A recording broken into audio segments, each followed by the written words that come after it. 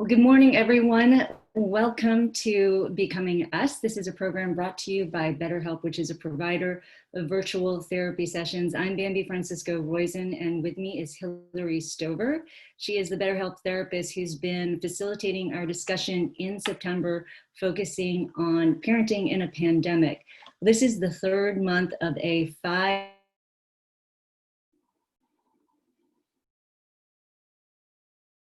new normal. Feels a little bit like we're living on Mars. We've been shrouded in dust and smoke, and it's created this very red, orangey, apocalyptic sky. And now that's kind of gone away, but we still have I feel like we're living under a dome, like a soot-covered, dirty dome. And I just want to take some Windex and just wipe it all off and let it all go away. Because as human beings, we do want to look forward to, a newer normal, a better normal, a sunny day. And there is this funny video vignette that's going around. It's by the Holderness family. I'm not sure if you're familiar with them, but they created this video called Christmas Jammies several years ago.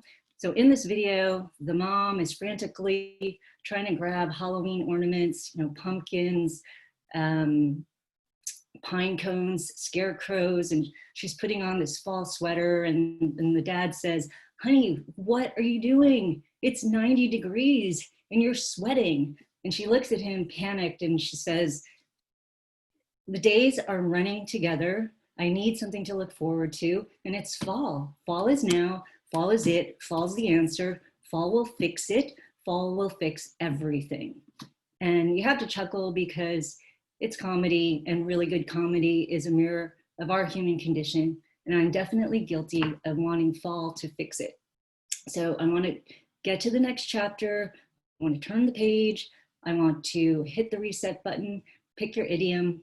For me, my kids are still being homeschooled in Zoom school. So sometimes I think, well, once they actually get to in-session school, things will be back to normal. Or I'm in a transition to a new house, and I feel once I get into a new house, things will get back to new normal. Or once I'm settled, things will get back to normal. But if you've been through these sessions, you know that this isn't about talking about what tomorrow will be. It's not about what we want. And many of you heard me say this pandemic has taken away what I want, but given me what I need. And so what I need is to find joy in the present. And if I can't find joy in the present, then I'll never discover what I need to make me a better person. And so as you watch this video that we've run every time we had these sessions, think about these major events that are changing your life, and think about those moments where you have a little bit of joy in the present and how that's changing you as a person and how that's changing you as a parent.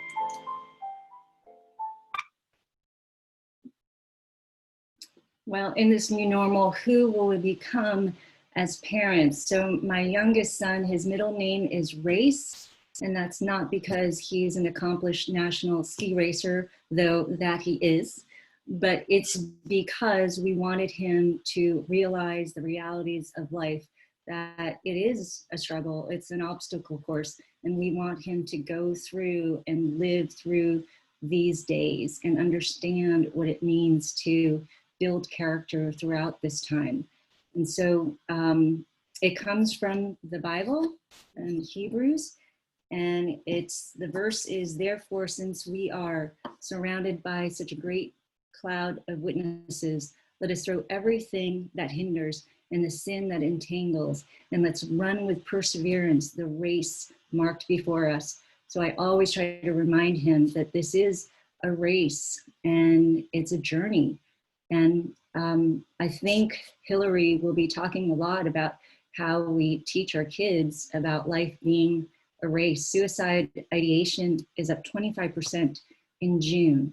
And I think we're failing our children by not helping them get through these tough times. And I think we need to, as I teach my children, I try to tell them that I'm not here to make them happy, but I'm here to try to help them become wise.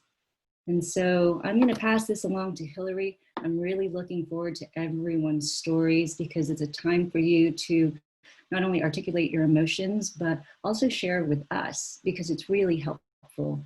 These sessions have been so helpful to me. Now, I just want to mention that Hillary is one of the therapists at BetterHelp, and they have thousands of therapists around the country. It's a really great service. If you do meet a therapist once a week, you know that that can be expensive. So for a quarter of the cost, you could have a BetterHelp service, and you can meet with them an hour a week and asynchronously every day, and be in the comfort of your own home. So anybody here who's on this call can get a BetterHelp trial membership. So do that. We will send an email after this session. So with that, I want to introduce Hillary Stover. She's going to take it away. And at 11:30, we're going to be ready to share our story. So get ready for that. Hillary, take it away. Thank you. Thank you. And I love the story of how race came to be. That's a really, really fantastic story. And I love that video. Every time I watch it, joining these, I think of it a little bit differently, but talking about suffering together. And today I really want to talk about kind of how we grow together, and how we can grow together as a family with these really alarming rates that Bambi was talking about, and how to make the most out of this time, even though we're looking for a new time, relief from fall or whatever happens. How do we at least make the most out of this and help our kids grow and become resilient? So one of the very milestones of our overall well-being, whether it is as physical well-being, emotional well-being, any part of our well-being, really comes with sleep. And a lot of what we talked about last time we all met was routine, right? And getting in the sleep. And one of the biggest things we can do for our kids right now in this uncertain time and trying to find a routine is making sleep and making room for sleep and making time for sleep. As a part of our routine as families, it's imperative not just for us as parents to get sleep, but for our kids to get sleep and to make a priority for them to get sleep. So sometimes that might mean maneuvering our schedules around or adjusting our routines. But if we have a teen who's on their phone till 3 a.m. and not getting enough sleep, and already is living through some anxious times right now, it's going to impact every aspect of their life, educationally, socially, developmentally, emotionally. And so sleep, there's so many people I work with, either professionally or even personally, a major milestone is we just have to get sleep. Okay. So I do include this graphic up here because so many times people ask, well, how much sleep does my kid need? Well, it changes based on ages. And so this slide kind of gives you an idea of, thinking of how old your child is, how much sleep they really need to function optimally, not just educationally, but emotionally, and to build that resilience. It's very hard to be resilient and bounce back day in and day out if we're not getting the sleep we need. So maintaining a regular waking time, a regular bedtime, a quiet, comfortable bedroom. And one thing we're going to talk about a little bit is electronics here in the day of the pandemic. And really removing those electronics from kids' bedrooms at night can be imperative and really make or break their sleep. And so that is definitely one thing besides just a bedtime and a waking time that I really strongly recommend is removing those electronics from their bedrooms at nighttime so that they're not on their electronics until 3 a.m. or whatever time it ends up being. So let's talk a little bit about electronics. This is a question that comes up almost daily in my life, especially now if we're doing virtual learning, right? Or if we're trying to connect with friends, via technology because we can't see them face to face as much. But electronics with our kids can really offer an unhealthy escape. It can breed anxiety and depression in a time that as parents, we really need to foster resiliency. And this constant access to digital devices and technology lets kids escape some of these uncomfortable feelings that we might all be feeling right now. Loneliness, sadness. It helps kind of escape from boredom and just kind of escaping with either video games or social media. But these apps that they might be on or the games they might be on can actually enhance that anxiety they're feeling. And now so much research is coming out about what happens after an entire generation has spent their childhood avoiding this discomfort and being immersed in devices, and now particularly with school during a pandemic. And so it really does inhibit, depending on how much you're on the devices, opportunities to develop the mental strength that they need right now during this pandemic. This is a beautiful opportunity to help our kids become resilient and help them learn to grow through all of this.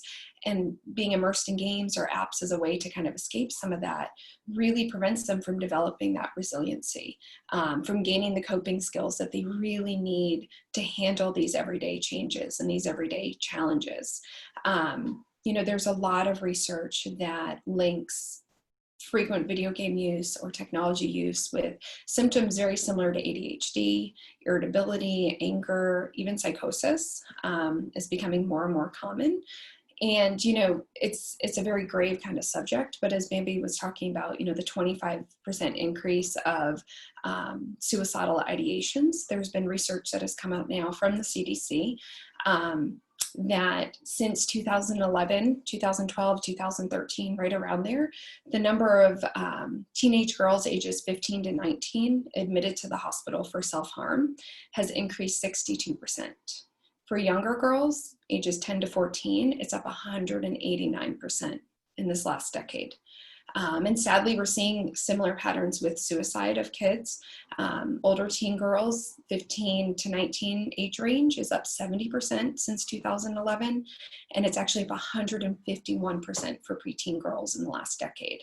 And the reason I throw that in, albeit a very sad statistic, is there's a very strong correlation and link to when electronics and social media became very engaging in our kids' lives, and it was right around those same years. And so they're really finding what they believe is a strong correlation between a lot of electronic use and social media use with our kids. And now it's a challenging time because we are isolated more. We are distant from people face-to-face or maybe being in school face-to-face. But this can be used as an opportunity, when our kids are feeling more anxious and more depressed and less comfortable maybe taking risks. This is a time as parents that we can set those limits because they are in our homes more. Sometimes parents fear, well, if I do that, they're not going to like us, right? Or they're going to be mad, or they're going to rebel, or they're going to think I'm a mean parent. That's okay. Like Bambi said, our job is to help them be wise, right?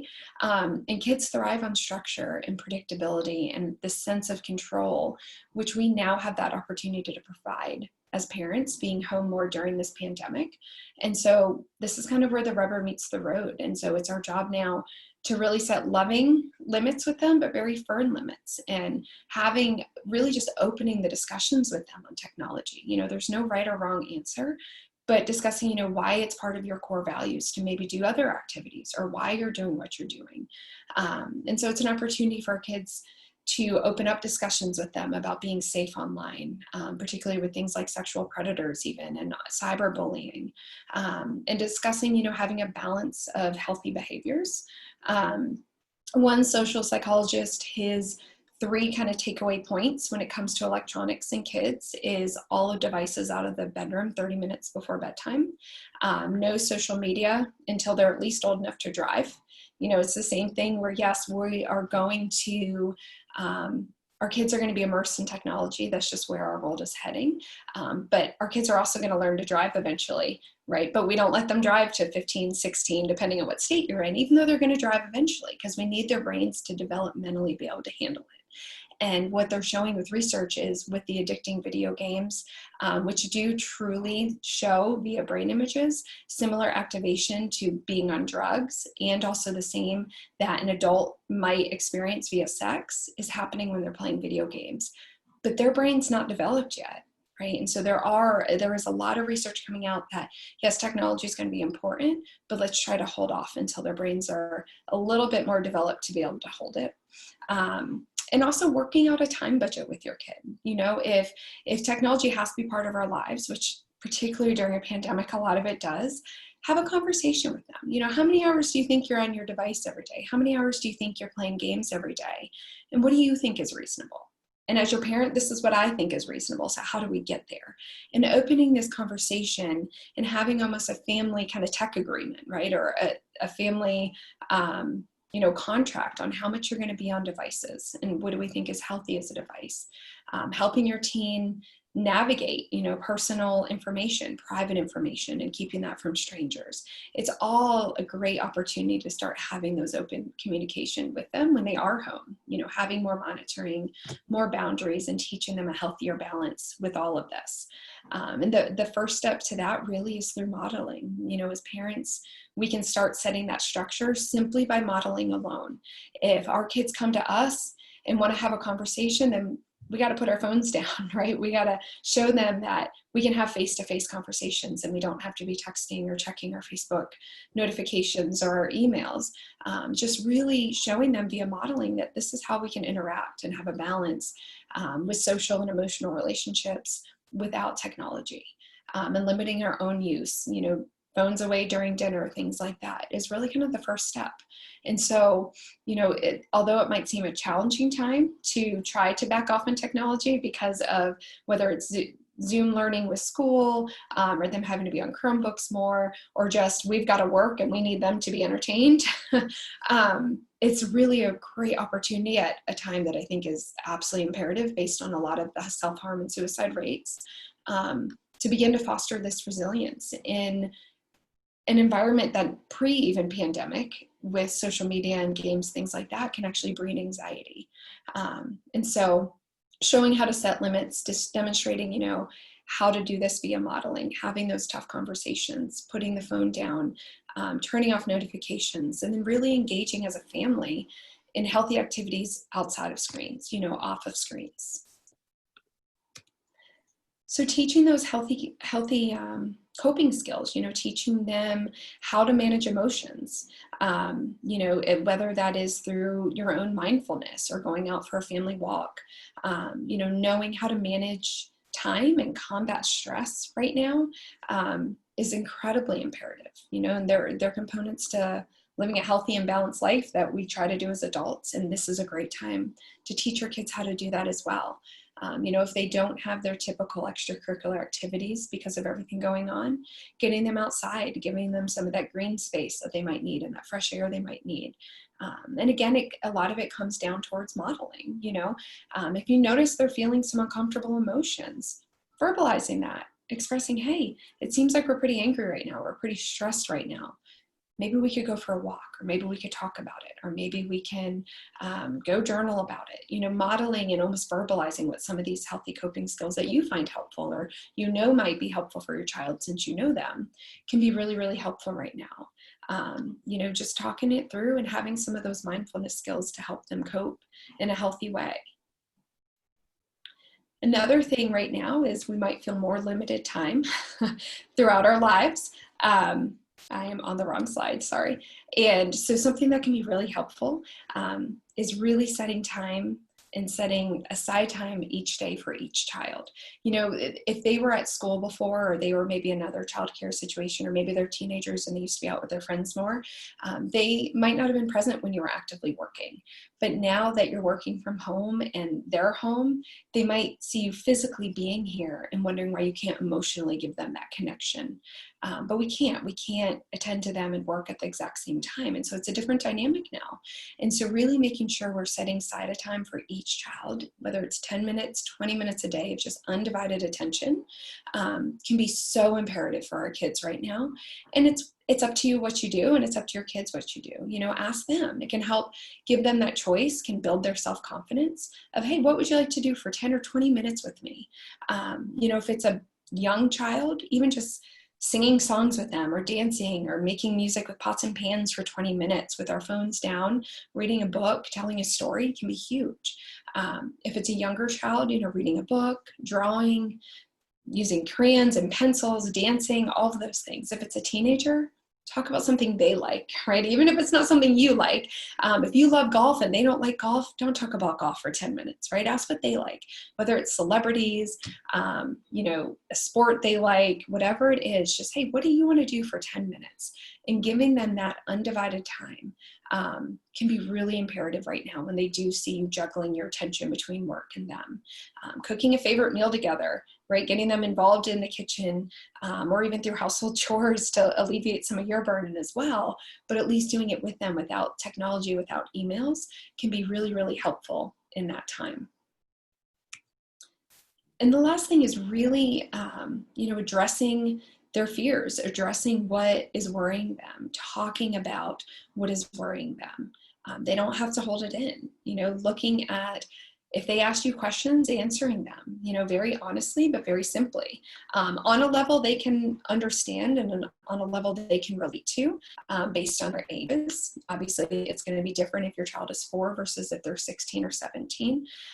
Helping them realize that, yeah, we're all looking forward to fall, right? We're all looking forward to that change, and that this is not forever, right? This is for now, but it's not forever. And sure, our forever might change a little bit, even with schools from here on out, but this isolation that they might be feeling, or this anxiety that they might be feeling, is not forever. It's just for now. And helping them create some hope, right? You know, letting them know that there are scientists and teachers and other hardworking adults trying to figure all this out, trying to help people who do get ill, trying to learn how to keep us safe, and that things will get better. You know, if they're at school, if they're one of the lucky ones to go back to, well, potentially, depending on your views, lucky enough to either go back to school or some sort of activity, easing some of that anxiety and letting them know there are adults trying to help them stay safe. There are adults taking care of some of this, but also letting them see their own responsibility in it. You know, your responsibility of your own personal hygiene, or giving someone space, and that distance that they might need, or if a mask is required, to wear a mask, and helping them balance that hope of, there's other people out there working really hard to keep us safe, but it's also our job. You know, so answering questions that they might have about the pandemic, simply and honestly. And it's also okay to not know, right? If they say, well, when do I get to go back to school? Or when do I get to go play football? If you don't know, it's okay. It's okay to not know the answers, but still eliciting some of that hope of, we don't know, but we're working on it. And there's a lot of people working on it. Or we don't know, but we think, or we hope that it's going to be at this point. And it's an opportunity to kind of learn along with them and let them see that it's okay to not know. It's okay to sit with this uncertainty and this anxiety, as uncomfortable as it might be, but still eliciting hope of what you think might happen, or what they hope will happen. So really just listening, you know, just phones aside, TVs aside, and just sitting there and really listening to their concerns, letting them verbalize it. Verbalizing your own concerns with it can be really, really helpful with them, as you recognize their feelings and you're supportive if they're scared or confused, and just giving them that safe space that they might not be getting anywhere else right now to talk about this, just to talk about their feelings or their confusion. And then again, going back and eliciting that hope for them. Okay. So I'd love to hear from you guys as you open up on how you're finding this balance and how you're creating hope for your kids and with your families. And yeah, so that's all the slides I have for today. Great. I want to, there's definitely a couple of people I want to kick this off, and that's Mark and Sharon, because they weren't able to really share. But before that, I wanted to bring in Don and Tom because they've been participating in these sessions. So I would just love them to share a little bit about what they thought of your slides and the topic for today. Sure. So Don, you want to start?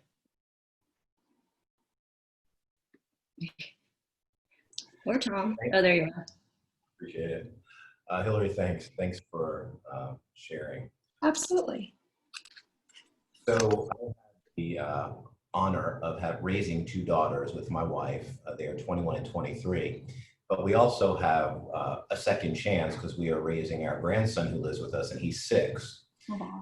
A lot of what you shared today had a chance to kind of reflect on the areas that perhaps we didn't do as well with our daughters, and now we're having an opportunity to help our daughter who lives with us as well to kind of impact. Colton is his name. And I think one of the things that you shared that really resonates the most with me, because it was told to me probably, I don't know, 18 years ago by a friend. He said, if you don't like anything about your kids, take a look in the mirror because that's who they're learning from.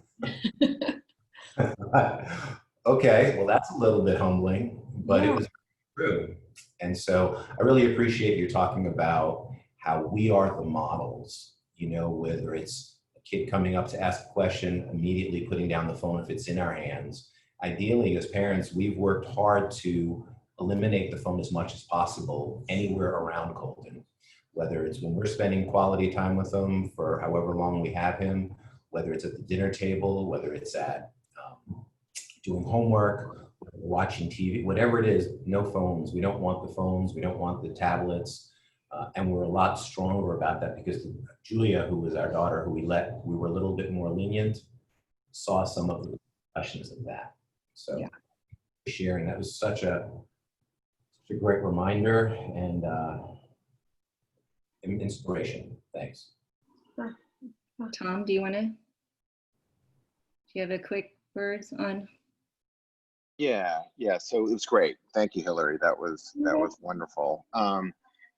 You know, I think I remember reading a bunch of books. So I'm a single dad of a 4-year-old daughter and a 6-year-old son, and it's awesome. But as we all feel that there's just a lot of work, and so, you know, I would say that I'm fortunate to kind of think back to some of the things I learned in my career-related stuff. What systems can we bring in, right? And they need to have a reason, right? And so someone told me once in one of these books, or I can't remember the conversation, but that systems protect our children, right? Routines, even though it feels like they have to do something they don't want to, they become trained on it, and that creates safety for them, right? And so I think back to sleeping, I think back to brushing your teeth, I think back to using electronics when, to know what their schedule and to anticipate that is very helpful for children to feel safe. So I think that, you know, a lot of what I took away is, you know, what are the rules of engagement relative to when we use electronics and when we don't, how I personally model those types of things. I think those things are like super, super important. I think second thing I resonated with was Russell Brand, actually kind of a crazy guy. I think you probably all know. He interviewed a woman named Dr. Shafali, and it's mesmerizing. In actually 18 minutes, she wrote a book about parenting, and she talked about there are parenting styles, right? And so you could be passive, you could be authoritarian, you could be authoritative. I struggle with the authoritarian, authoritative scenario a bit, right? And authoritative is a little bit more, this is the way it is. And authoritative is that there are rules and there's structures, but it's about getting input. It's about democratic nature to some of the stuff. It's not all about I. And I think about that with something that you said is like, what would you like to do with this time?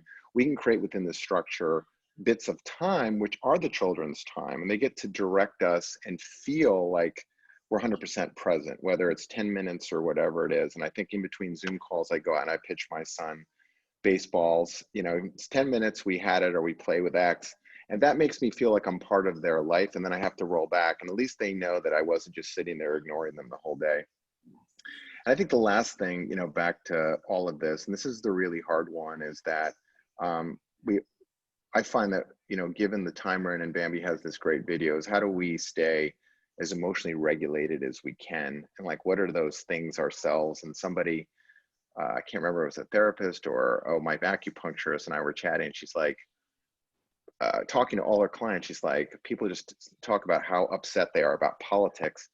And she's like, they all wake up first thing in the morning and check the news. And like, why would you do that? Right. And so, well, I think we have to think about these habits that set us into not great emotional regulation right now, and just say, what is the perfect day for me? Right. And there's no perfect day, but how do I emotionally regulate? Right. And for me, I've got to do some stretching, or I've got to do X and Y. And it feels like it's a challenge every day. But anyway, enough said. I just wanted to share. Those slides were great, and it's my own personal story. I'm glad. You both are two very inspirational men. And I think you're right. You have to know what manages your own emotions and what brings you balance. And then, if they're young, 4 and 6, verbalizing that to them. My kids will say, well, why are you going on a run? I'm going on a run because I need that stress relief, right? I need that fresh air. And really verbalizing that to them, I think, helps them see this is why we're doing it. And that alone, through modeling, really gives them these healthy coping skills, right? We don't always have to dig so deep to look for, well, what do I do if they're angry? What would you do, right? How would you find balance? And then almost verbalizing it to them why you're doing it, so that they realize, oh, this is why Dad does that, right? So that's really powerful. I'm proud of you. And yeah, if you realize that turning on news first thing in the morning just gets your blood pressure up and starts your day off in a bad way, then don't do it, right? Just like if we see there's something that when our children do that sets their mood off, okay, well then that we might need a balance there. It's funny, on Facebook, somebody commented, I think this was about 9:50 at night, and I think they were just going on a rant.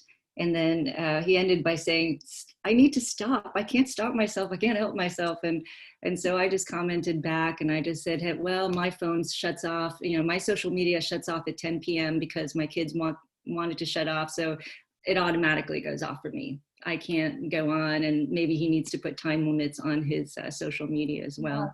But I want to bring in Mark Mahaney, because Mark has 4 children, and I think 4, right, Mark? And I think you've done an incredible job, at least from what I've seen. So I'd love for you to just share your story about how you raise your kids. Are they on social media, and how do you do it? Too much so. So thanks for including me, Bambi. And I like your story about, or your advice to your kids, or your statement to your kids. You want them to be, your job is to make them not happy. Your job is not to make them happy, but to make them wise. The line I use with my boys, and I've got them, got 4 from 13 to 20. My oldest is special needs though, but from 13 to 20. And my line to them is, if my job was to make you happy, I'd be giving you Starbursts every morning, and you don't see me doing that, do you? So anyway, I've a great relationship with them, but I like your line about wanting them to be, you're trying to help them be wise, not happy. Hillary, I really enjoyed your presentation, so thank you. I absolutely agree with you on kids needing sleep. It is hard to take electronics away from teenagers, so if somebody's got a great way to do that, that is damn hard to do. I've tried over the years. Good, I got somebody's got an answer. I've tried over the years, especially as they're deep in their teen years, and yes, they're on social media. The good thing is my middle 2 probably were on it too much, which turned my youngest off from social media, which is great. But now he's on. So that's a very hard thing. That's probably the hardest challenge I have. I think the idea of giving your kids each undivided attention is a wonderful thing. It's one of the very few silver linings of this COVID crisis, at least for me. I've traveled a lot less. That's great. And I've had a lot more individual one-on-one time with them. So, but I think the value of that undivided attention for each child, I think that's a wonderful thesis, or a wonderful point that you made, Hillary. I completely agree with you on that. And last part about modeling for the kids. And yes, if those kids see me with my phone at the table, then I just invite them to do it too. And my rule in the house is no phones at the table, and I'm able to enforce. it's tough to keep the phones out of the bedrooms. But anyway, I'm open to any advice anybody has on that. Thanks for including me, Bambi, and I enjoyed listening to you, Hillary. Thank you. Thank you. You look like you're about to say something too. Tammy was going to say something, but well, Sharon, I know I wanted to, she didn't really have time to share last time, so maybe you want to share your story. Sharon has 2 girls. Yeah, hi, thanks, Bam. I appreciate being included today. I really enjoy a lot of what Mark and Tom and Don said, especially the ideas that you had around spending time with the kids. Sometimes I run out of those. And sometimes I run out of time at the end of the day to really think about those. So I love the idea of engaging the kids in those ideas, because you're right, they come up with ideas that I don't even think of. And I bet you they'd end up with something great like yoga or stretching or probably gymnastics. I'd probably need to do some cartwheels before the end of the day. And that would make them really happy if they saw that. But, you know, we've really been struggling in the way, because it's harder for me to keep the same boundaries as we go through different parts of this, some, you know, isolation, not complete isolation. And what I found is that there was a period of summer where I was just done, I was tired, and they got a lot of screen time. They really love playing Roblox with their friends, and that's part social, but it's part gaming, and I let them do a lot of it. And I was on my phone just as much. So I looked at my screen time, and I looked at the times I pick up the phone and realized, you know, 75 to 100 times a day is too much. I really shouldn't be picking up my phone that much. And I also had to turn off the notifications, and I got to tell you, the first day I did that, I was looking at the screen wondering where those little red dots were. I could not believe my little red dots were gone. I had become so addicted to my little red dots that I realized I was being manipulated, I think, is the way I would probably put that. So I turned it off for the kids, and that's just been a recent week or so. I have a 10-year-old who's going on 11, and as school started, we created a play group for her so that she had one-on-one social time with a group of 4 kids. And those kids have all had phones since 3rd grade. My children don't have phones. And the difference between the social skills on those kids and the kids that I've had my kids with mostly that don't have phones was a big difference. Now, there's some hormones, you know, they're going through teen era, so there's some of that, but I realized that even though I wasn't watching closely, but that the kids were giving them the insights, how to get a Gmail account, how to get on YouTube, how to post on YouTube. And these are things that they knew before that. And I realized that I had created a play group that had given them insights that I wasn't on top of. So part of my struggle has been, how do I not, I know I need to call their friends, but I don't want to avoid completely their friends. I want to give them the social skills to make good decisions, while not obviously exposing them too much to it. And also to give them boundaries around their creativeness. Like, it's kind of creative that you figured out how to create your own Gmail account, and you know, you want to post your gymnastics on YouTube, but keeping some of the creativity without, you know, totally tapping that down, but making sure they're safe. And the other piece I'm really concerned about is their social skills. I find that the kids that have phones earlier are just in more conflict. No, don't lean on that. Don't lean on that. They just don't like a lot of the kids anymore. Kids are kind of messy, and you know, their screens are just less messy and they're more fun. And so they become very intolerant and very impatient with each other. And, you know, having the play date here once a week is really helpful because I get to see how they interact. But I would love some ideas, if anybody has any advice on raising, you know, young kids in this time where they crave the Roblox time, they crave that social time, but they're also making friends, and they're making it without me being around, right? They're talking on a screen. And so just curious how other people have handled that. Hillary, how do you think, what's some advice you can share with Sharon? So Sharon, I think you're incredibly insightful. You have seen personally kind of how those notifications are affecting you. And I think that's even great advice for even Mark, who asked, how do we try to put some limits there? That simple action of turning off notifications is huge for setting boundaries and setting limits for ourselves and also our kids. Because if that notification is going off over and over and over, of course you're going to check it, right? You got to see who tagged me, or why did someone post this? And it's just this constant reminder. And some of it is, there are algorithms, obviously, beyond even my comprehension on why you get certain notifications, but it's all bred to get you to check and to get back on. And the same thing's happening for our kids. And so you have a fully developed brain and you recognize that, right? But our kids are thriving for this and yearning for this. And so a simple way for them as well is turn off their notifications. Ask them to, you turn off their notifications. Don't even ask them to do it. Just turn off the notifications. So at least they're not getting that constant reminder, because it does make such a big shift. And I think you are incredibly insightful to realize that, looking at children who don't have the smartphones yet, they do have different social skills overall. I know it's an umbrella arch term, right? But in general, they do have different social skills because they are having to communicate face to face. They are having to verbalize. They cannot hide behind a screen. They're not putting filters on themselves and having unrealistic expectations of what people should look like. And so there is a big shift there.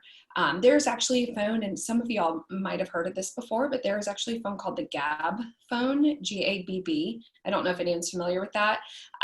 But these wonderful entrepreneurs made this phone up because they went to give their children a phone, and there was either the old school flip phone that their kids would probably get made fun of for having, or the smartphone that gave them access to all these apps like Snapchat and TikTok and all of these apps that are very emotionally straining for our kids. And so the Gab phone, G-A-B-B, is a phone that looks like a smartphone, but it cannot get any of those apps. So they can call, they can text, they can have a fancy looking phone, but it does not have access to those apps, which is incredibly powerful.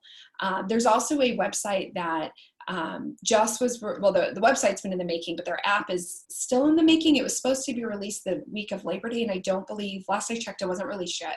But if you go to protectyoungeyes.com, it is a wonderful resource to kind of keep in your back pocket as a parent. They're trying to make it almost a one-stop shop where, you start to learn of, okay, well, here's the app I'm having trouble with my child setting boundaries. How do I talk to them about it?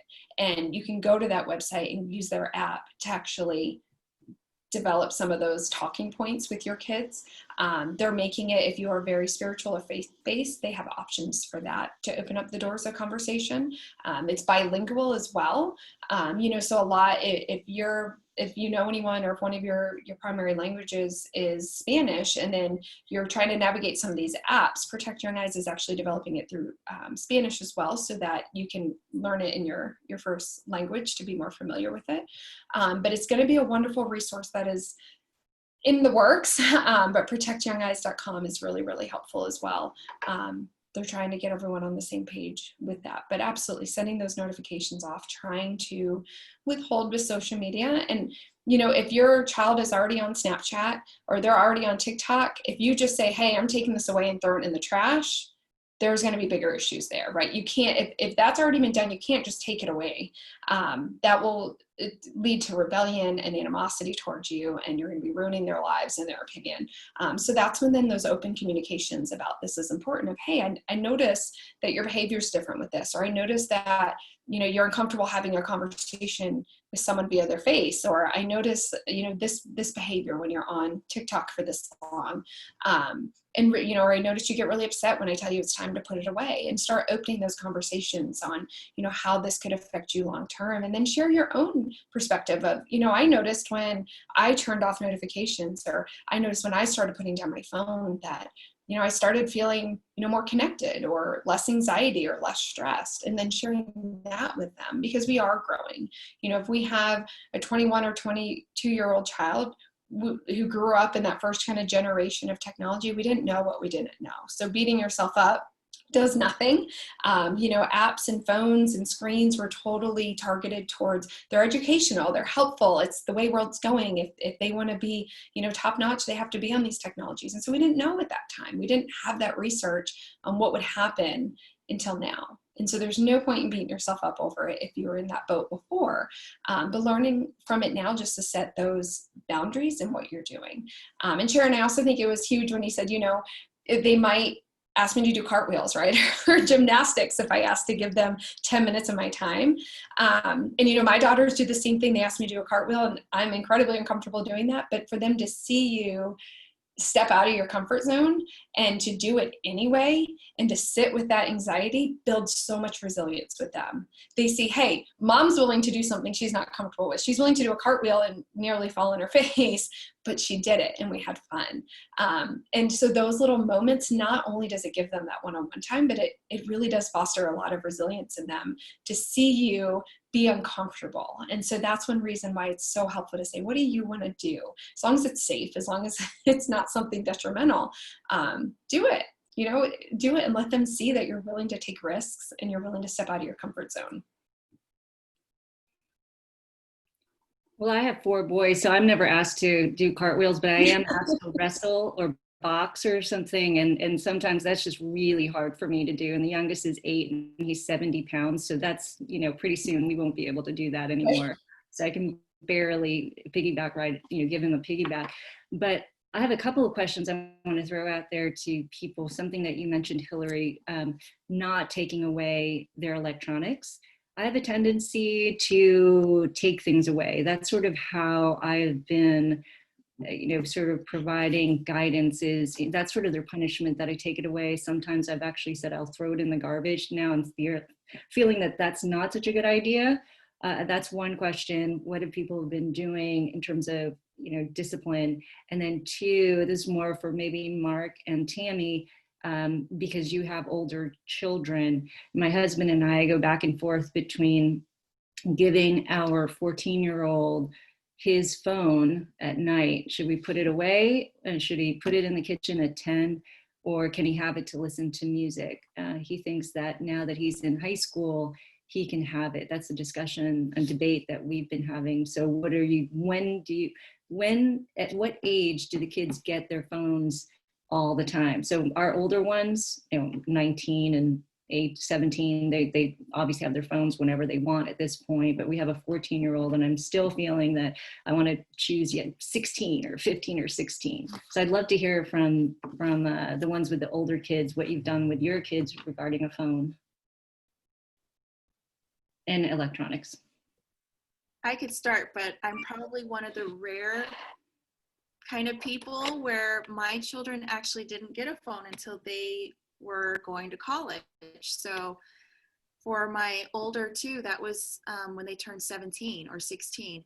And so okay. It was tough because they had, a lot of peer pressure, like, why don't you have a phone? And on and on. And the other thing was I didn't allow them to have social media until they were 18, because kind of like what Hillary was saying, their brains weren't developed to be able to handle. I knew just from seeing my other friends and their children struggling with social media and anxiety and depression and how it completely correlates. And if you look at studies, it does. Like the increased social media, the increased anxiety and depression and suicidal ideation. And we're really seeing it now with the pandemic and these kids getting on social media and just feeling gloom and doom. So I'm on the other side, and I can say that, yes, it was tough. The kids complained, but now they actually thank me. And even when my oldest went to college, she was 17, she's like, come on, Mom, I'm going to be 18 in 3 months. Can I just get Instagram? And it was a hard no. I'm like, baby, you're just gonna have to wait 3 months, okay? And then you can Instagram. So when they were younger, they liked photography and all of that kind of stuff. So I let them use my phone. We they had their own account called Imagine Photography, and they could use it, but they weren't allowed to like invite other people on it because I didn't want them to have that ding notification of, if they were truly just interested in photography, this was just going to be their thing that they could explore. So that's what we did as far as social media. And as far as screen time, my kids, they don't do screen time during the week. They can do 30 minutes to an hour on the weekend. But what this really did allow them is to explore their creativity. My kids crochet, they paint, they write books, they started a business. They took me to Europe twice on baking cupcakes and cookies. So I'm very grateful that they didn't have much screen time and instead developed a lot of creative skills. Hillary, I liked what you said about just spending one-on-one time, and something that I've done with my kids is just going on dates with them. I have 6 children, so it's really hard to carve out some time, but even if it's just like, I see one of the ladies shaking their head. Yeah, it's hard. And even if it's just going to the grocery store, going to Starbucks or whatever, and just spending, 30 minutes or 1 hour, just asking them how they're doing and checking in with them. So I wanted to share a little bit of comic relief because I know this is a heavy topic. But my older 2, they're 17 and 18. They're in college in Florida right now, and they just endured their first hurricane, Hurricane Sally, Category 2. And I just asked them this morning, I was talking to them on the phone, I'm like, how are you guys doing? I know this is stressful. I'm seeing bridges split in half and trees all over the place and trailers flipped over. And this is what my daughter sent me. Can I just share the screen real quick? It's 4 seconds. All right.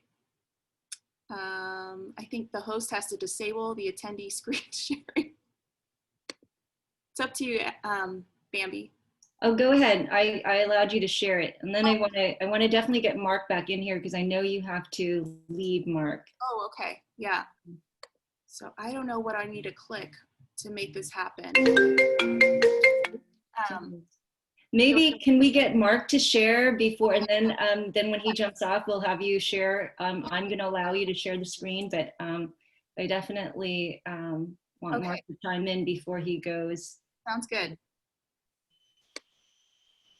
I'm not sure I've got much to add. I think Tammy, you're doing a better job than I wish if I had one regret, and if you don't have regrets and you're a parent, I don't think you've really been a parent. I think you're always going to have regrets. That's my cop out there. I wish I'd been tougher on my kids in terms of electronics. I did try from time to time. We had this rule, you got to keep the electronics in the kitchen. I don't keep my phone next to me, the bedside. So I think that's good. I'm trying to model the right thing. But I guess since they're in their bedrooms, they don't really see me modeling since they're not looking at me with the phone not next to the bed. But anyway, Tammy, I wish I would have done it the way you've done it. And I'm going to try now. We'll see if it works. I'm going to try to go to my 14-year-old and say, you're keeping your phone in the kitchen. And that's what I do. So you can do that too, son. So I think that's, I like the way you've, I like what you've done there in terms of managing screen time. I've not actually done that, and I've let my boys get phones relatively early on. So maybe I've been a bad dad that way, at 12 or 13. And I think they do use it too much. I do my best to model, and I'm going to do my best to try to limit that exposure. And I think keeping it away from them at nighttime is just having them put it in the kitchen. I think or in the common room. I think it's a great idea. So I'm going to try to follow in your footsteps, Tammy. And Mark, before you jump, so I kicked this off as talking about being in the present and finding joy in the present moment. How have you done that with your kids? How have you found joy during this time? Going to 7-Eleven. So I'm serious when I say that. Like, you find something that they really enjoy doing. So I got 2 ideas, 2 examples. I do take my oldest, my special needs child, on a walk with the dog every afternoon, and he likes going to 7-Eleven to always pick up his cheese, his pretzels, and his water. So we do that. And then the other one is Smallville. It's my 14-year-old's favorite TV series, and I'm now in season 4 watching it with him. He loves it, and so I love watching it too. So I found something that each of them really want to do, and what I really just care about is spending time with them. I think doing crochet with them would be great. Thankfully for me, my children don't aren't into crochet. So, but whatever they want to do, and it just so happens I enjoy watching Smallville, and I like walking the dog and going by 7-Eleven. So I find little things that they want to do that they're interested in, and I'm happy to do it. And Mark, I commend you. I commend you for taking that one-on-one time with them. I also, Bambi had used the word discipline. I think it's helpful to remember that discipline means to teach. It doesn't mean to punish. And again, we didn't know what we didn't know, right? Hindsight is 20/20 for a reason. And so, as you're trying to set these limits with your kids, I want to beat yourself up for giving them a phone. You didn't know. We didn't know it until recently, kind of what can happen. And so now, it's a great opportunity to help them teach, to teach them, to help them have that discipline with it. You have your phone. I'm not going to take it away from you now, but how do we learn to find that balance? And I think having them not have them in the room at night and charging them in the kitchen is a huge first step. To at least that during sleep time, they're not sneaking in onto their phone and letting it creep into their sleep time, or, experiencing any type of bullying in the middle of the night or anything like that. It's being charged. I gave you a phone. It's yours during the day, but the rules of the home are at night they're charged here. But don't beat yourself up. You didn't know what you didn't know. So now it's a time to help teach them balance. Thanks, Hillary. Maybe, Hillary, you can share some of those studies that show, particularly for teenagers, how it would be good for Mark and myself. We both have 14-year-olds to try to talk to them and let them know that they need to put their phones aside. So, and I just want to add a comment. I didn't know, my kids are older. They've grown up with electronics. When my youngest was born, he basically had an iPad. And, I was so excited that, he has his own iPad. And like by the time he was 4 or 5, and I've seen kids, babies with iPads, I just look at the parents and I just want to say, just don't do it. Don't do it. Take it from me, take it away from them. So I'm definitely one who started my kids too young, and now I'm finding myself having to take it away from them. So, but those articles and research would be really helpful for everyone. Should we let, Mark, if you jump off, thank you so much for sharing. That was great. And maybe Tammy wanted to share the screen. You can stay on, but I wanted to make sure that if you have anything else to say, I wanted to make sure that you got your time before you have to jump off on your call. But Tammy, you also wanted to share your screen and share something.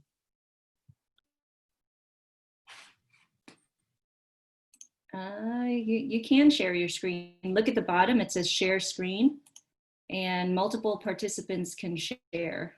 So you're able to do that if you go to the bottom of your screen.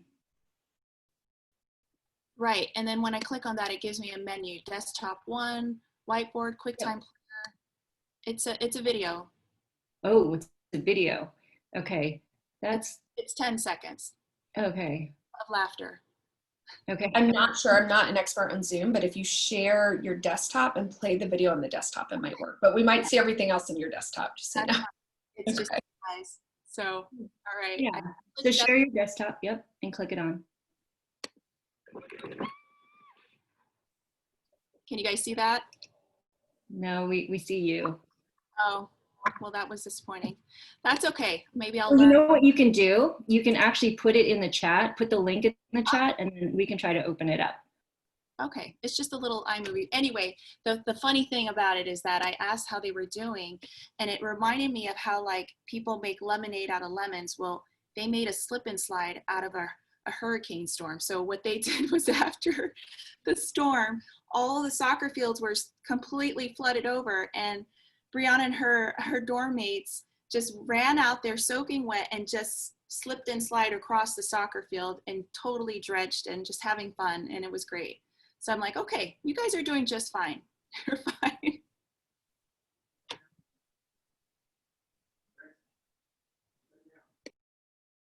You're an incredible parent. You're just starting so young in terms of just giving them what they need and not what they want, which is my big theme, which I clearly didn't realize. When my kids were growing up, I always thought that it would be better for them to learn technology. I'm immersed in the world of technology and innovation. So what I wanted for them was to be ahead of the curve. and with technology and just with everything.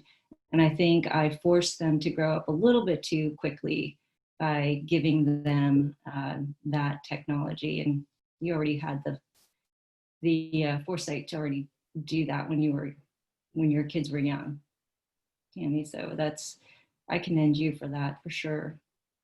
Thanks, Bambi. I know it's not easy. I think Dawn had mentioned authoritative and permissive and authoritarian style parenting, and I minored in child and family studies in college, and that was something that really resonated to me.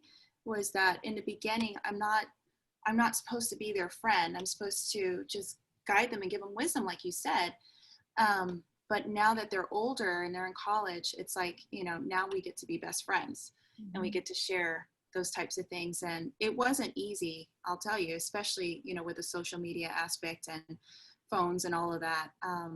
But it's rewarding in the end. And these girls are so sweet. They wrote me letters and said, don't read it till you get on a plane. And I'm like, of course. So the poor old lady that was sitting next to me, I'm like flooded with tears with these sweet letters, but basically just thanking them for how I raised them. And we talked about modeling, and they know I'm not a perfect person, and I messed up, and we've had a lot of trials and tribulations, and just, recent divorce over the last year.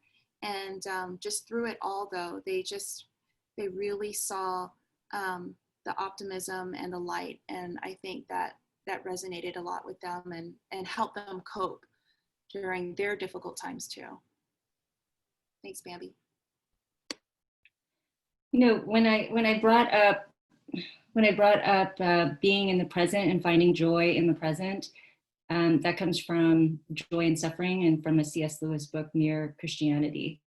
And that has been something that I have had to work on myself before I can expect it from my children.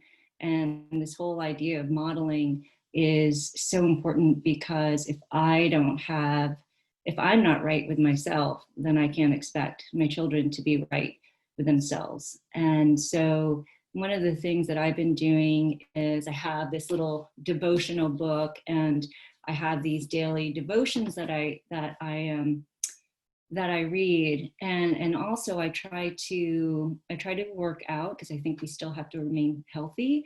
And I have a tendency I'm such a news junkie, and I want to just read the news all the time and listen to the news. And so, but when I work out and we have an elliptical, I try to work out for 45 minutes to an hour and 15 minutes. And I make sure that I listen to music. And I listen to Pandora, and it's sort of worship music, but it fills me up with the things that I should be thinking about. Because everyone was talking about how they get on Facebook or reading newspapers, or I guess Tom was talking about that, and how that can get everyone so just angry about life and about what's happening around us. And the one thing that I think about all the time is what is that quote? My sister brought it up to me, but idle hands are the devil's workshop, but idle lips are his mouthpiece. And before I say anything, I always think about that. Idle lips are his mouthpiece.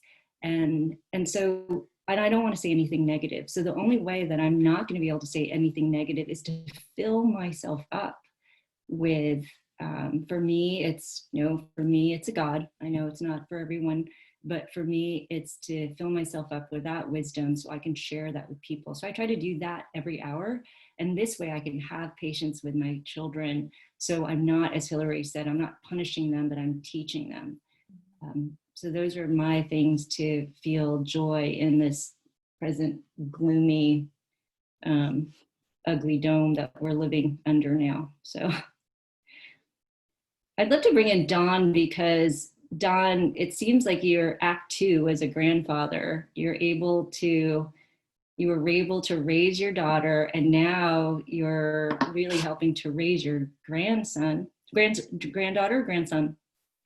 And how are you doing things differently? How are you as a grandparent not being a coddling grandparent? Because parents love to do that. And how can you be a disciplinarian and at the same time be a grandparent?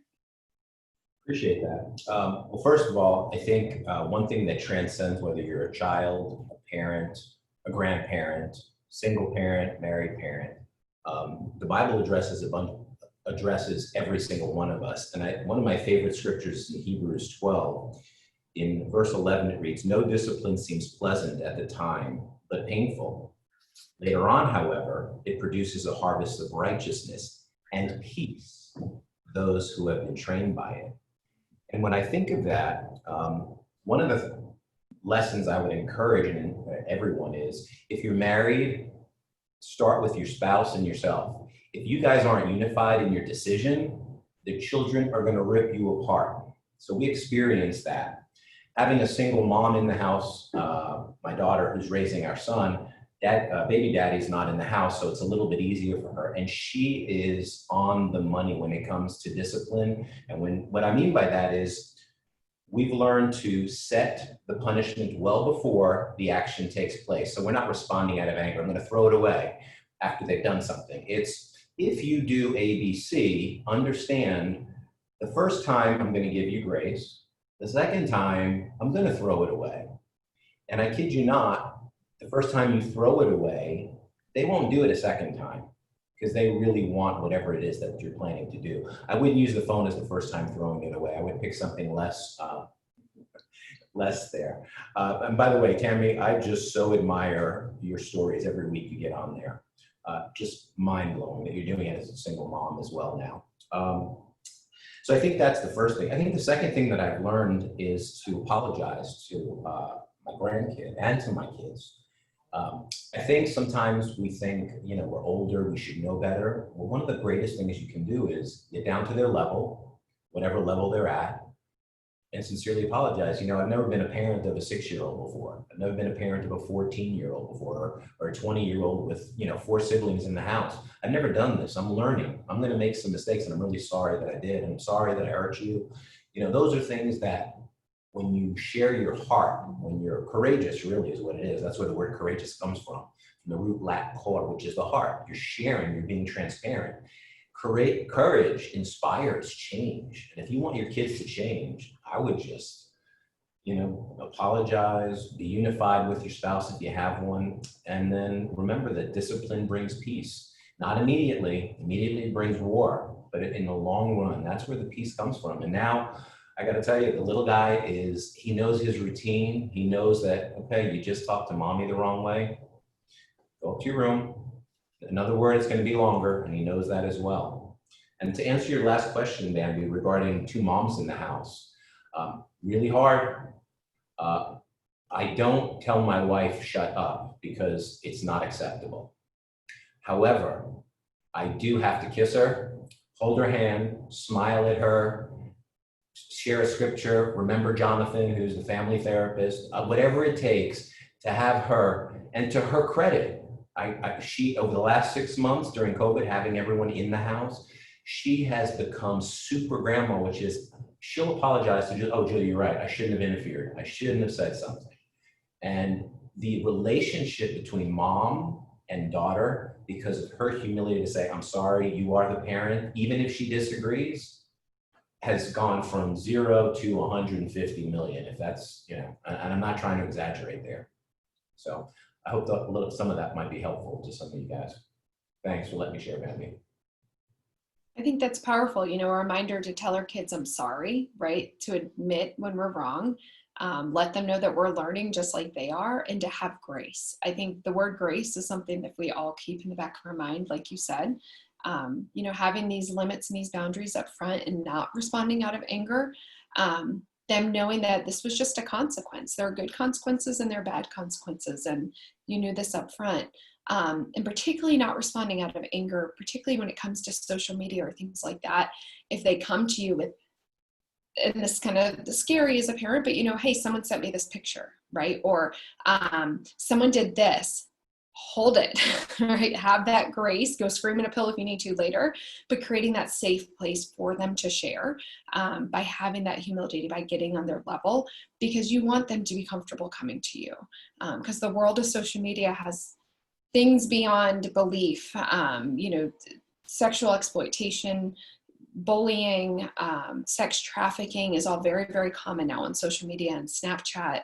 And so just creating that safe place where letting them come to talk to you and having that grace and saying, I'm sorry, right? If we do overreact, I think is incredibly important. So I appreciate you sharing that, Dawn, and getting on their level.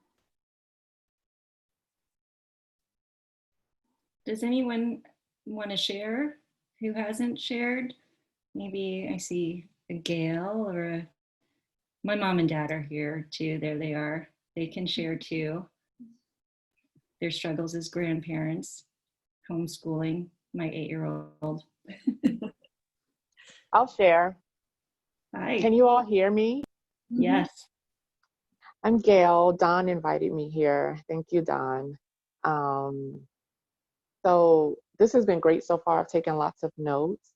I think for me, before the pandemic, we usually have been very strict with our 10-year-old boy as far as being on the games or being on the phone or, the whole electronics thing. But ever since the pandemic and, all of us home more, I've tried to be just a lot more lenient because he's used to playing sports. He has, a whole schedule going on. But being with the quarantine, I've been lenient, and now he is on the game more, or he is on the phone more. And I haven't been comfortable, with all of it. And being able to constantly try to come up with ideas to be engaged. Again, since we're all home, my family, we're used to all being very busy. And again, my son plays a lot of sports. So he has a lot of social activities typically. So now it's just, okay, I'm trying not to be so strict. I'm trying not to be so hardlined. I'm trying to be lenient, but now I'm like, oh, I don't like this. I don't like all this time on Fortnite, and oh, I don't like all this time on the phone, but then running out of ideas. So the first maybe month or so of the pandemic, it was great. It was great just coming up with ideas and more ways to engage with him and more ways to interact. But then after a while, running out of those ideas and just like giving in and saying, okay, be on the game. And I was just talking to a friend of mine yesterday, and I'm just like, I don't like this. I don't feel great about this. So I think for me it's the balance of, am I being too overbearing? Am I overthinking, this whole electronics thing, or do I just need to figure out more ways of us trying to interact or figuring out more activities? Because I do work from home, and I also have a business, so I'm always, I'm always working my business. And also I personally use social media to work my business because my business is a face-to-face business, it's a relationship business. And because now we're quarantined, I'm more, I have to work my business through social media. So now even me trying to balance, I just wrote a note in the notebook that maybe I need to schedule the times when I'm going to be on social media so that my kid doesn't always see me on social media. Do you know what I'm saying? And so I'm not on there to just browse the news feeds. I'm working, I'm hustling, I'm trying to make a living, right? So these are all the things that were going through my mind as I'm listening to everyone, just having that balance, because I don't feel comfortable with having him spend so much time on electronics or social media. So I hope that makes sense. And that's where I am right now as far as my parenting, especially being that a lot of the sports that he's used to playing is not happening right now. And so it's finding just other things or other ways to keep him social. And he's an only child, so it's not like he has siblings that he can socialize and interact with. So all the things that we usually do to keep him social because he is an only child is gone. So I hope that makes sense. Hillary, do you have a comment for her? I think you're muted, Hillary. Just kidding, sorry. No, it does make sense, and I commend you for that insight. I can tell you've done a lot of reflecting. And again, it's not to blame, it's not to feel guilty, right? But I think what you said is really powerful, where if you can you need social media for your business, right? But that's probably very different than maybe what he's doing and why he needs technology. And so setting aside that time, and then even just verbalizing it of, hey, I'm gonna be on my phone, or I'm gonna be on my computer to do work, right? I'm not just on Facebook, I'm doing work. Because that's very different, like you said, than scrolling. And don't feel bad about him wanting to play Fortnite all the time. You know, Fortnite and a lot of games, they have neuropsychologists that help them develop those games, and they hook up brains. And if that game is not engaging enough and not creating enough brain activity, the developers go back and redo it. It is designed to lead to addiction. It is designed to hook our kids. So it's not your fault, right? It's just, that's kind of the nature of the beast.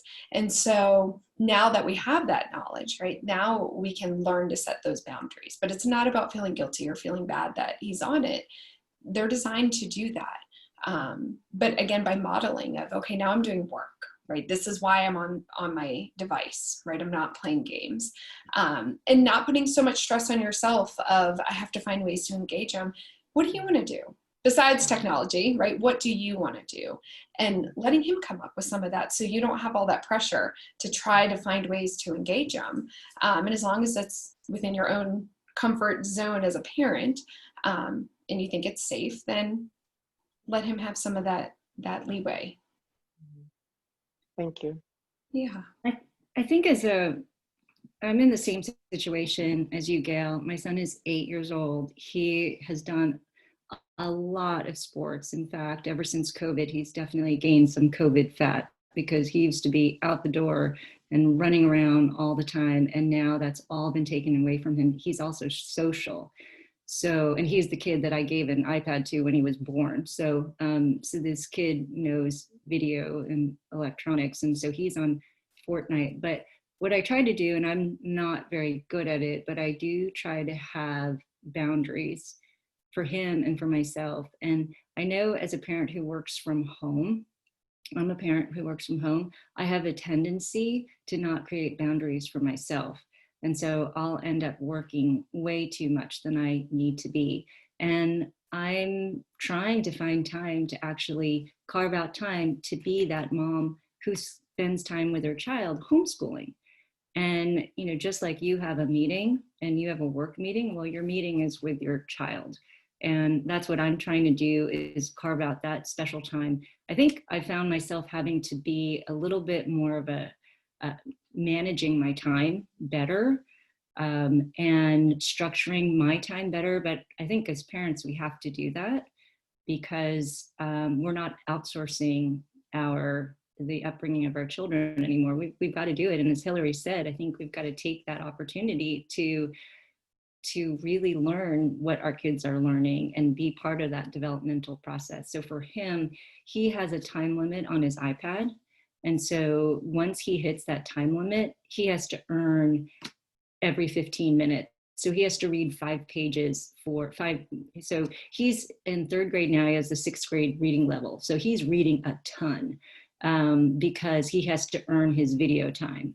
So that's one thing that he knows he has to do.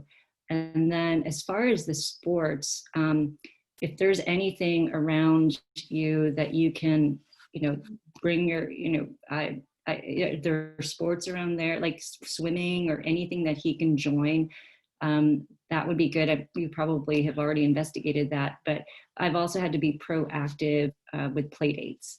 And I know that's tough as well, but so my 14-year-old, he knows he has his own 4, we call them the Quattro Quarantino, because there's 4 of them who are together. But with an 8 and 10-year-old, they can't really go out and do the play dates. They can't go out on their own. So you have to be proactive with making sure that he's scheduled for that. And then I do a weekend thing. We go out and we say, okay, what are we doing? We're going to go on a bike ride, or we're going to go to the beach. We're going to do something, but we have to do something. And we try to make it a point to do something active with him. hopefully that's helpful. Gail, that I can totally resonate with all of that because my kids are so active in different activities too. So what we had to do was switch and kind of just find new interests, new activities. So my son, who's 11, was playing soccer and doing jujitsu. And now we found through our homeschool group, they are doing archery. So I'm like, hey, buddy, you want to try out some archery? So we're starting archery next week. So just trying to find other interests and different avenues. I would encourage you to look into different homeschool groups in your area because they're more likely to be open to get together and do things and other activities. I hope that helps. One thing I just add is, you know, it seems obvious. I think Bambi's video starts it out well, but, you know, I've got a number of friends that have children that have now come back surprisingly, but they're gone, or they had been gone, or they were at college, or that are gone. And I tell them my struggles of, you know, dealing with stuff, and they kind of chuckle and go, "I would do anything to be where you are right now," because I miss those times, the craziness, the you know, the having to kind of have these types of conversations, because it goes by so fast, you know. And so the thing that I'm just sharing is that I tried the best I can to raise above all of this, you know, which feels like every day we've got to do something. They're getting too much iPad. They're this.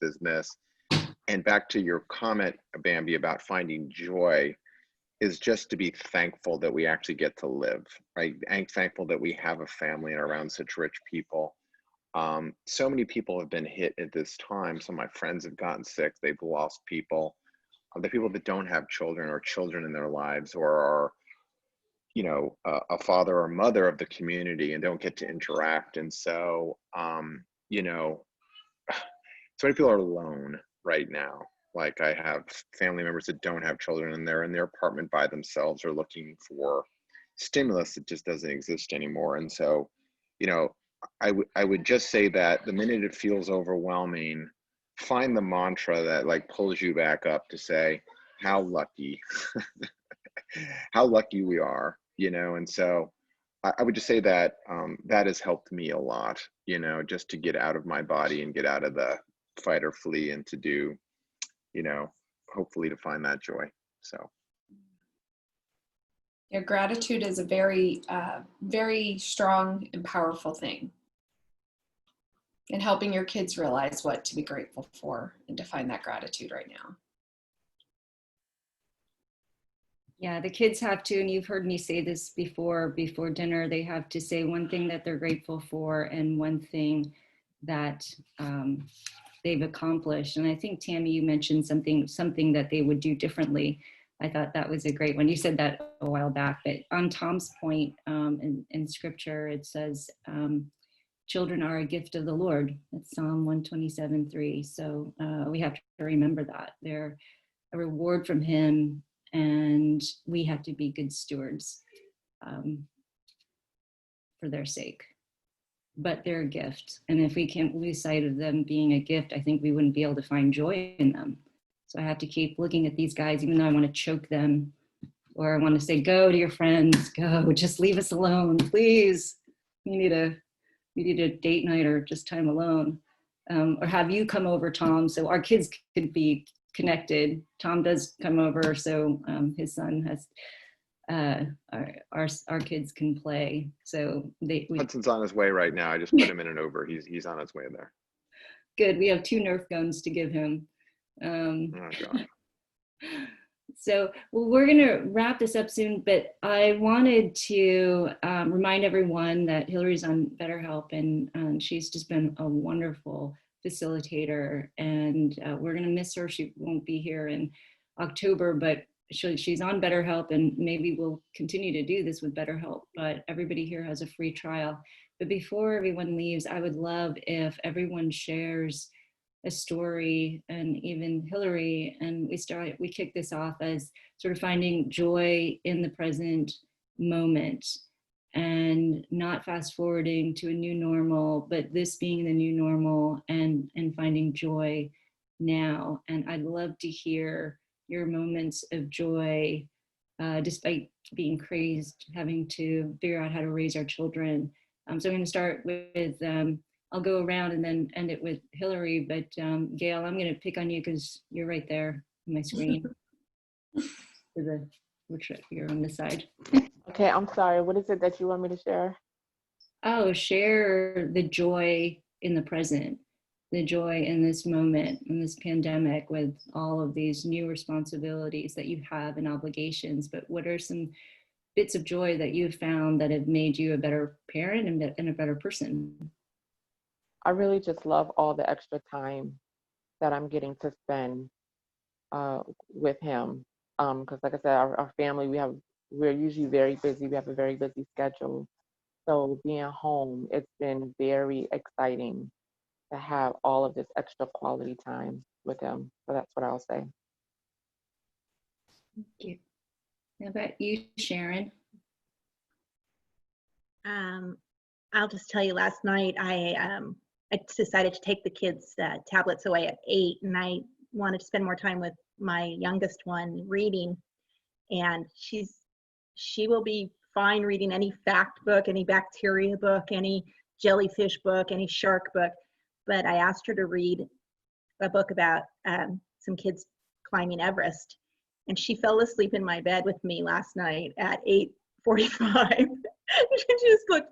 She was just beautiful. You know, she has beautiful long lashes, and she was just so sweet. And I know it just took every bit of energy she had to read a book for 45 minutes. But I got the joy of watching her sleep for about another 45 before I had her move into her own bed. So that's my moment of joy for this week. And how about you, Don? Well, lots of fun things to share. Something that my wife and I just recently did was we went to the Whitewater Center here in North Carolina, and we brought Colton. And so what was great was Catherine and I are usually a lot of caregivers time for him, but separately. So we divide and conquer. But we went together and spent the whole day there with him. And he was just so excited to be with, he calls us Diggy and Naya, all day. And so we've scheduled next weekend, we're taking him on, we were having a triple date in Pinehurst, but we're going to take him because my brothers and his wife have 2 little boys who he gets along with very well, kind of like cousins. And so I'm finding the joy in the two of Catherine and I both helping, spending time with Colton together, when a lot of the times in the past, out of necessity, we kind of take shifts. Now we're going to be a little bit more focused on spending a little bit more time, but combining the times together. So that's my joy during this time. Thanks for asking. Thanks, everybody. And Tammy, what about you? Joy in the present. Joy in the present. So I just started med school about a month ago, and my 9 and 11-year-old have been in charge of making lunch at home. And it's exciting. I mean, I'm sitting here and my son just brings me a sandwich. They're so cute and they're so creative, and they come up with their little menu plan for every day of the week for lunch because they know I don't have time. And so, hey, it brings me joy. It's a meal I don't have to make every day. Love that. And Hillary, you're going to end it for us because I already shared my joy. Yeah, Tammy, I saw a sandwich magically be delivered to you during this. I was like, that's amazing. And Don, I don't think I'm too far from you. I live just south of Charlotte. So when you said Whitewater Center, I think I'm probably relatively close to kind of your neck of the woods. But yeah, my joy honestly is just having my kids home.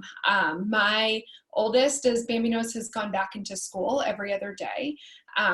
And today's one of the days she's home. And during this whole Zoom call, I could just hear her voice. I can just hear her in the distance. And those days when they're not here, it is like, as much as I just wanted that me time every once in a while, there is just an emptiness. And so I find incredible joy in them just being here and being present. And joy in the fact that they still like me. after all this, and that maybe I'm not dropping every ball that I feel like I am some days, with us all being here. You know, my youngest woke me up this morning. I have incredible sleepers. My kids sleep fantastic, but she woke me up at 4:40 this morning, standing at my bed. I thought something crazy was wrong, and I said, "What's going on?" She goes, "I just miss you." And I'm like, you know, I find joy in that as much as we're together 24/7, they still like me, right? And so I must not be doing too bad. So I try to remind myself that if we're all still liking each other, then we're doing something right. And I find a lot of joy in that. I like that. Dawn, did you say blessed season? You said that during the last session. What did you say?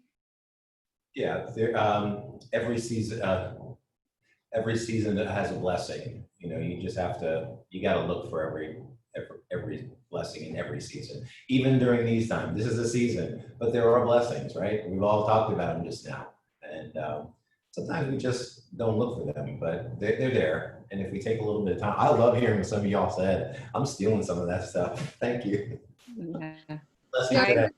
I remember Dawn saying that last time. I think you used the word seasonal blessings. Seasonal blessings. That's it. These I love that. We can end with that. But I want to say something, and something that everybody touched on. I think more Sharon and Hillary touched on. But so what my son, he's 8 years old and he sleeps in his own bed. But one of the things that I look forward to, sometimes he likes to crawl into my bed still. And so if I wake up in the middle of the night and he's not there crawling and hugging me, I get kind of sad. I'm like, oh, maybe I should go sleep in his bed, because I know that in a few years, he is not going to want to be anywhere close to my bed.